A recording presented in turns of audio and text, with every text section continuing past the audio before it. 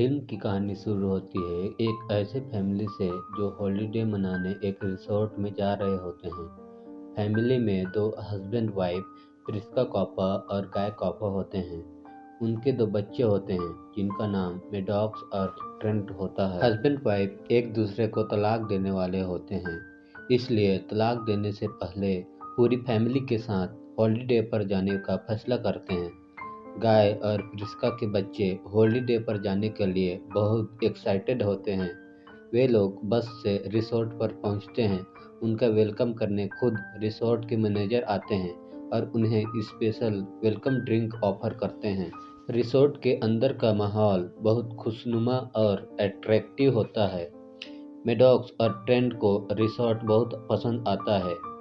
वे दोनों वहां आए हुए अन्य फैमिली के बच्चों के साथ खेलने लगते हैं और एंजॉय करते हैं। ट्रेंट को एक नन्हा दोस्त मिल जाता है जिसका नाम इडलिब होता है। वे दोनों साथ में इधर उधर खेलते हैं। वे दोनों एक दूसरे को सिंबल वाले मैसेज भी देते हैं। वे दोनों लोगों के पास जाकर उनका नाम पूछते हैं और क्या काम करते हैं वगैरह वगैरह। जब कप्पा फैमिली पूरी फैमिली के साथ खाना खा रहे होते हैं तब वहां पर रिसोर्ट का मैनेजर आता है और उन्हें सजेस्ट करता है कि यहाँ पर कुछ दूरी में चट्टानों से घिरा सुंदर बीच है, आप वहाँ पर विजिट करें। वह सुंदर बीच आपके ट्रिप को यादगार बना देगा। कॉप्पा फैमिली मान जाती है। मैनेजर उनके बीच में जाने के लिए गाड़ी एवं खाने पीने का सामान की व्यवस्था कर देता है।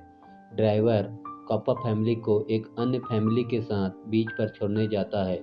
वह उन्हें यह कहकर बीच में जाने के रास्ते के बाहर छोड़ देता है कि उसे जल्दी जाना है और शाम 5 बजे उन्हें लेने आऊँगा कहकर ड्राइवर उन्हें छोड़कर चला जाता है। कॉप्पा फैमिली के साथ जो कपल होता है उनमें दो हस्बैंड वाइफ होते हैं। वाइफ का नाम क्रिस्टल होता है और उनका हस्बैंड एक सर्जन होता है। उनकी एक बेटी होती है और उनकी एक बूढ़ी माँ भी होती है। वे सभी लोग चट्टानों के बीच से होते हुए बीच में पहुंच जाते हैं। बीच में पहुंचने पर सभी लोग रिलैक्स करने लगते हैं। बच्चे खेलने लगते हैं। वहां पर उन्हें जंग लगे छुरी चम्मच मिलते हैं। ट्रेंट जब स्विमिंग करने जाता है तब उसे एक लाश दिखाई पड़ती है। वह डरकर अपनी माँ की ओर दौड़ता है। वे लोग लाश को पानी से निकालकर रेत पर रख देते हैं। तभी वहां पर एक आदमी आता है जिसके नाक से खून बह रहा होता है। उसका नाम मिड रेपर होता है। वह मरी हुई लड़की का फ्रेंड होता है। सभी को लगता है कि उस लड़की का खून मिड रेपर ने किया होगा, लेकिन वह उन्हें यकीन दिलाने की कोशिश करता है कि उसने उसके साथ कुछ नहीं किया है, बल्कि कब से वह इसे ढूंढ रहा था। वे लोग लाश को कपड़े से ढक देते हैं और अपनी अपनी जगह पर आ जाते हैं। इसी बीच और एक कपल गेरिन और पेट्रिसिया भी वहां पर आ जाते हैं और उन्हें भी वहां पर क्या चल रहा है उसकी जानकारी हो जाती है। तभी सर्जन की वाइफ उसे बताती है कि तुम्हारी माँ को कुछ हो रहा है। सर्जन वहां जाकर अपनी माँ को देखता है तो वह पहले से और बूढ़ी हो चुकी होती है। इसी बीच गेरिन पत्थरों के बीच से बाहर निकलने की कोशिश करता है तो वह बेहोश होकर गिर जाता है और होश आने पर खुद को बीच में ही पाता है। इसी दौरान सर्जन की माँ की मौत हो जाती है और वह भी अचानक से। कोई कुछ भी नहीं समझ पा रहा था कि बीच में आए हुए उन्हें घंटे भर से ज्यादा का ही समय हुआ है और वहां पर दो मौतें हो चुकी हैं। रिस्का को भी कुछ समझ नहीं आ रहा था, इसलिए वह बच्चों को ढूंढने जाती है, लेकिन आश्चर्य, बच्चे तो बड़े हो चुके होते हैं। यह सब देखकर रिस्का और गाय तो शॉक्ड हो जाते हैं। यह सब देखकर मिडरेपर वहां से भागने की कोशिश करता है, जिसे देखकर सर्जन भी उसका पीछा करता है, लेकिन पत्थरों के बीच में उन्हें जबरदस्त प्रेशर महसूस होता है और वे दोनों बेहोश होकर गिर जाते हैं और होश में आने पर वे दोनों खुद को बीच पर ही पाते हैं। सभी लोग कुछ समझ नहीं पाते हैं कि ऐसा कैसे हो रहा है। बच्चे अचानक से बड़े हो रहे हैं। कोई भी बीच से बाहर जाने की कोशिश करता है तो आधी दूरी पर ही बेहोश होकर खुद को बीच में ही पाता है। इन सबको देखकर सर्जन को लगता है कि यह सब मिडरेपर के कारण हो रहा है, तो वह अपनी नाइफ से मिडरेपर को घायल कर देता है। पर आश्चर्य, वह कट 1 सेकंड में ठीक हो जाता है। फिर से पेट्रिसिया का हस्बैंड मिडरेपर से उसका नाम पूछता है तो वह अपना नाम मिडरेपर ही बताता है। फिर से वह उन्हें यकीन दिलाता है कि वह और उसकी फ्रेंड बीच पर घूमने आए थे, लेकिन उसकी फ्रेंड स्विमिंग करते करते अचानक गायब हो गई थी। तभी बातें करते करते अचानक से प्रिस्का बेहोश होकर गिर जाती है।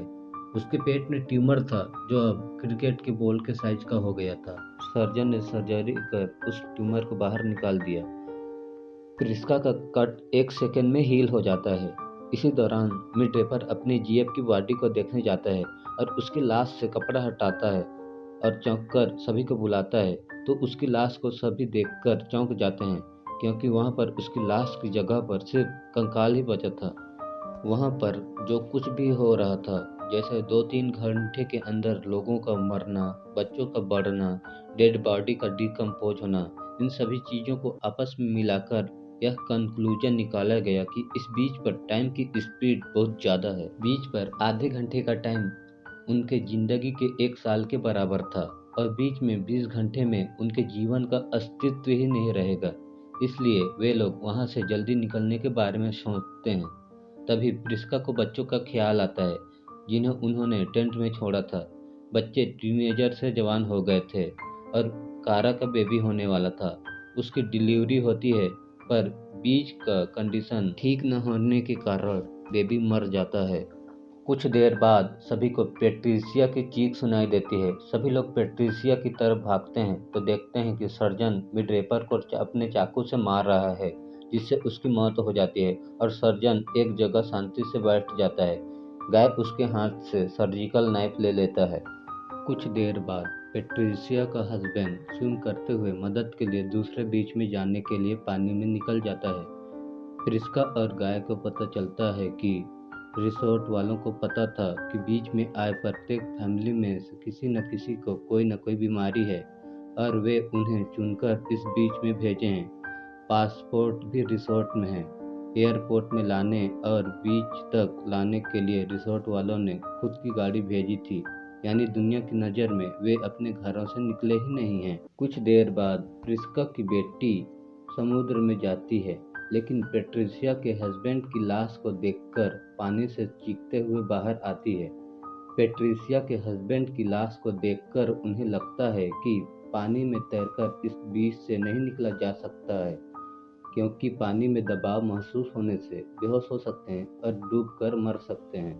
कारा इन सब से डिसअपॉइंट होकर चट्टान पर चढ़ जाती है और बाहर निकलने की कोशिश करती है, लेकिन आधी दूरी पर वह बेहोश होकर चट्टान से गिर जाती है और उसकी भी मौत हो जाती है। धीरे धीरे वहाँ उपस्थित लोगों में से सभी की मौत हो जाती है।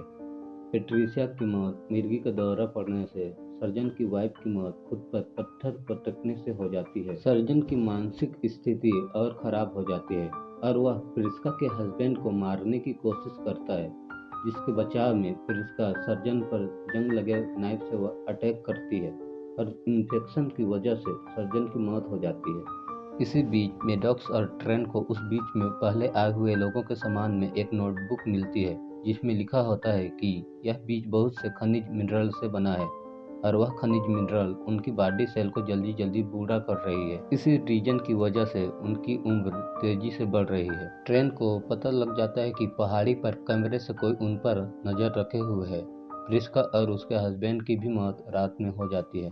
रात से सुबह होती है। वहाँ पर सिर्फ मेडॉक्स और ट्रेंट ही बचे हुए हैं, जिनकी उम्र 50 से ऊपर होती है। दोनों एक जगह बैठे होते हैं और इस बीच से निकलने के बारे में सोचते हैं। बीच से बाहर निकलने के प्रयास करने से पहले वे रेत का महल बनाते हैं और खुशी महसूस करते हैं। तभी ट्रेंट को याद आता है कि उसके नए बने दोस्त ने उसे सिंबल में मैसेज दिया था, जिसे वह पहले डिकोड नहीं कर पाया था। उसे डिकोड करने पर पता चलता है कि इडलिप यानी उसके नन्हे दोस्त ने जो पजल या कहें मैसेज दिया था, उसका मतलब था मेरे अंकल को कोरल पसंद नहीं है। इडलिप को पता था कि उसके अंकल लोगों को यहाँ भेजते हैं और उन लोगों के साथ बुरा होता है। ट्रेंट और मेडॉक्स को लगता है कि बीच के पानी में जो कोरल है वह उन्हें सही सलामत निकलने में मदद कर सकता है। ट्रेंट और चीज़ें रखकर मेडॉक्स के साथ पानी में डाइव कर जाता है। वे दोनों पानी के अंदर तैरते हुए कोरल के बीच से होते हुए जाते हैं। तभी मेडॉक्स का कपड़ा कोरल में फंस जाता है, जिसे दोनों मिलकर निकालने की कोशिश करते हैं, लेकिन निकाल नहीं पा रहे होते हैं। यह सब पहाड़ के ऊपर से कैमरे से कोई देख रहा था। यह वही ड्राइवर होता है जो ट्रेंट की फैमिली और दूसरी फैमिली को बीच में छोड़ने आया था। असल में वह ड्राइवर बीच में होने वाली मूवमेंट को ऑब्जर्व कर रहा था और जब सभी लोग खत्म हो गए तो वह रिसोर्ट में वापस आ गया। यहाँ पर हम देखते हैं साइंटिस्ट और रिसर्चर की टीम काम कर रहे होते हैं और उन रिसर्चरों की टीम को रिसोर्ट मैनेजर ऑपरेट कर रहा था। वे लोग दवाइयों की खोज करते थे जिसके ट्रायल के लिए रिसोर्ट में आने वाले ऐसे लोगों को चुना जाता था जिन्हें कोई न कोई बीमारी होती थी। जब लोग उनके रिसोर्ट में आते तब उन्हें सीक्रेटली ट्रायल के रूप में ड्रिंक ऑफर की जाती थी। ट्रायल के नतीजों को ऑब्जर्व करने के लिए उन्हें समय की ज़रूरत होती थी, जिसके लिए वे लोगों को बहला-फुसला कर बीच में पहुंचा देते थे और सीक्रेटली उन लोगों को ऑब्जर्व करते थे। लेकिन उनका राज खुल जाता है। ट्रेंट और मैडॉक्स बीच में से सही सलामत निकल आते हैं और सारी घटना को एक पुलिस वाले को बता देते हैं जो रिसोर्ट में हॉलिडे मनाने आया था। ट्रेंट उन लोगों के नाम भी पुलिस वाले को बता देता है जो बीच में जाने से लापता हो गए हैं। पुलिस रिसोर्ट मैनेजर को अरेस्ट कर लेता है और फिल्म यहीं पर खत्म हो जाती है।